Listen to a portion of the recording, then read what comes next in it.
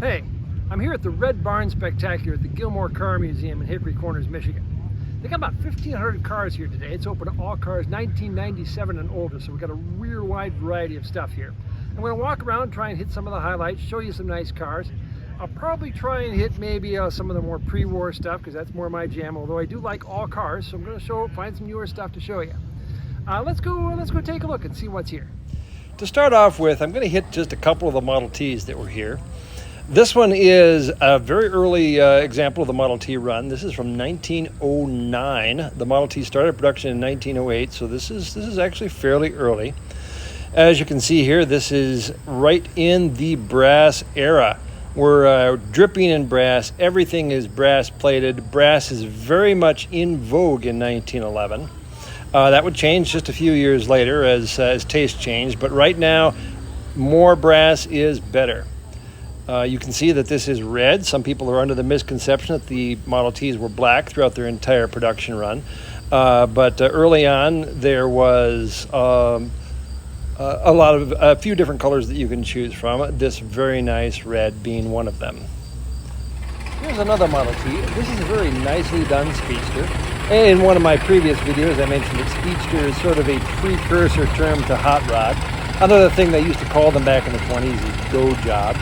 Anyway, this is made up as a race car, and it's actually pretty nicely done. Just the bare essentials, all you need. Hey, let's look at Cadillacs. We'll start with this 1954 Superior Hurst conversion. Superior is one of the companies that did professional car conversions off of stock chassis back in the 50s, all the way up, and they're still in business. S&S was another one. They've actually merged, but this is a very nice example of what you call a professional car. There's no mistaking those tail fins. This Cadillac is from 1959. Very nice Coupe de Ville convertible here. For a lot of people, these tail fins represent the absolute height of 1950s excess and rocket design. Absolutely beautiful. The following year, 1960, we toned down the fenders a little bit, as you can see in this Series 62 convertible. Still very classy lines though, very nice. Moving forward just one more year to 1961, we've got these other little fins that point downward, sort of dorsal fins that I really like. They kept those for just 2 years, but it's a really nice design feature. This one has a little bit of patina on what you call survivor paint job.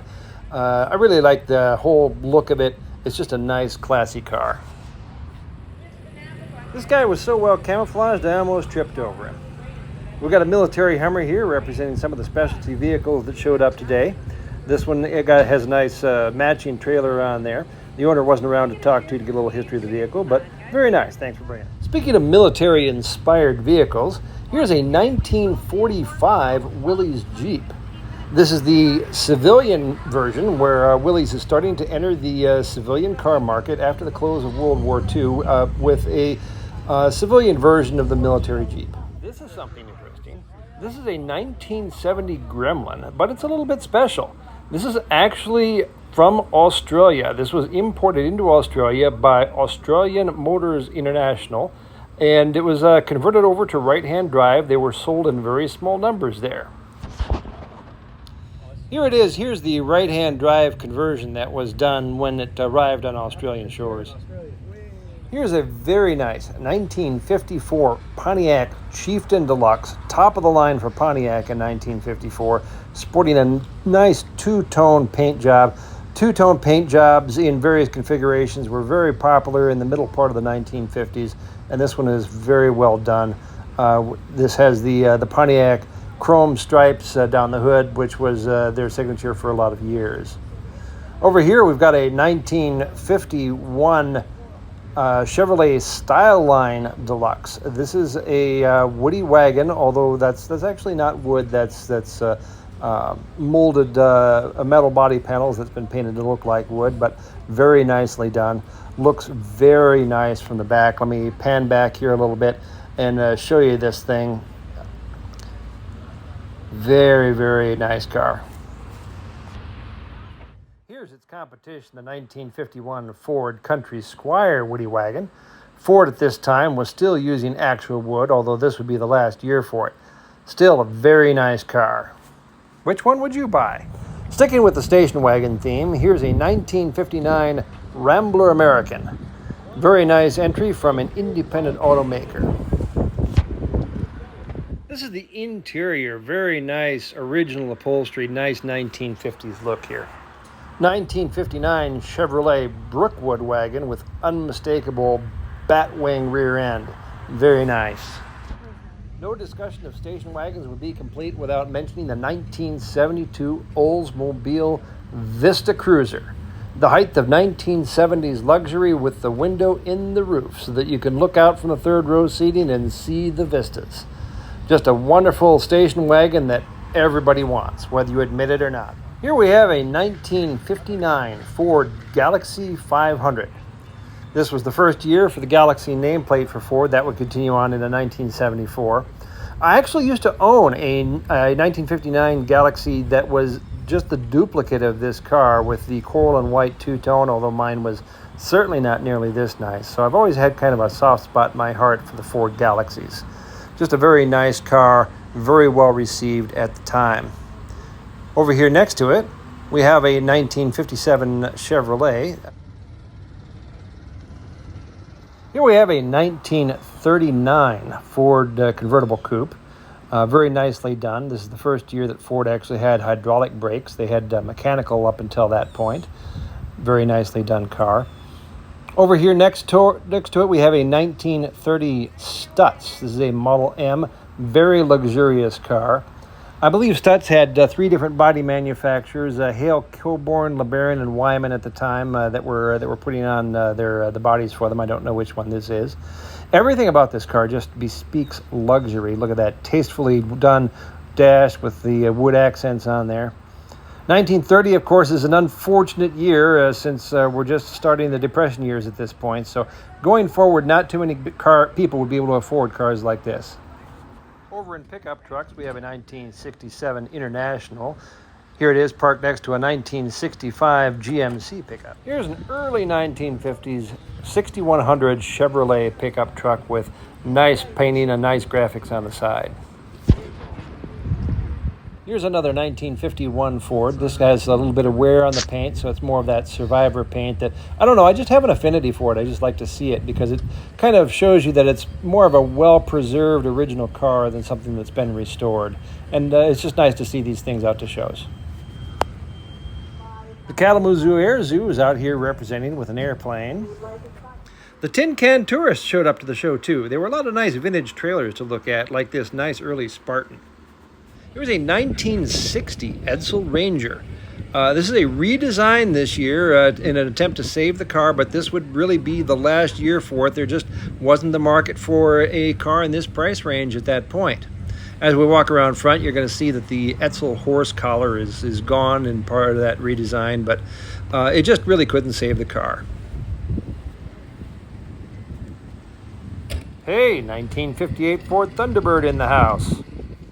This year's featured mark was Checker, and they were well represented with examples like this genuine ex-New York City taxi cab here. 1971 Mercury Cougar.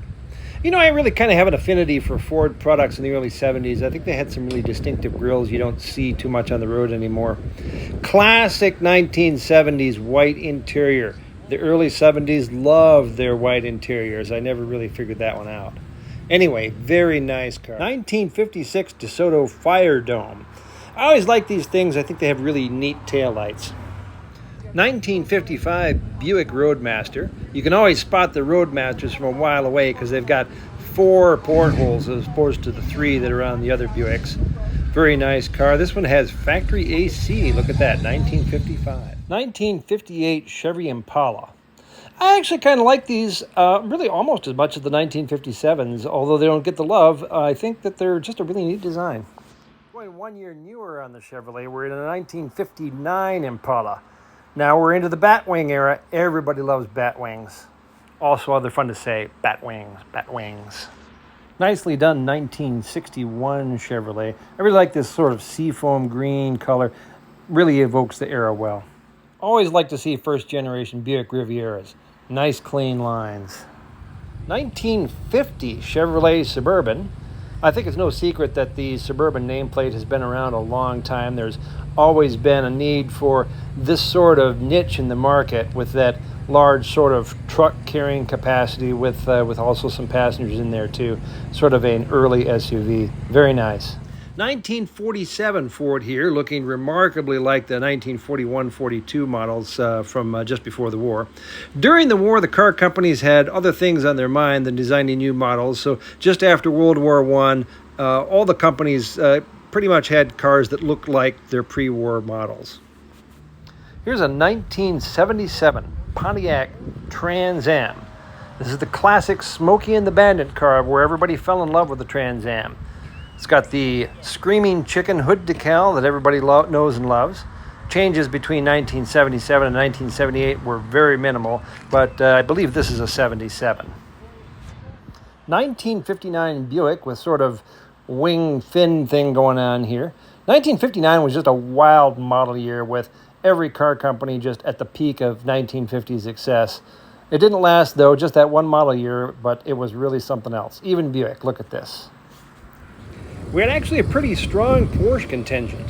Here's a 1965 356 that they claim has been living in Tampa, Florida its whole life. So welcome to Michigan. Hope they get it put away before we get the road salt out. 1961 Ford Falcon.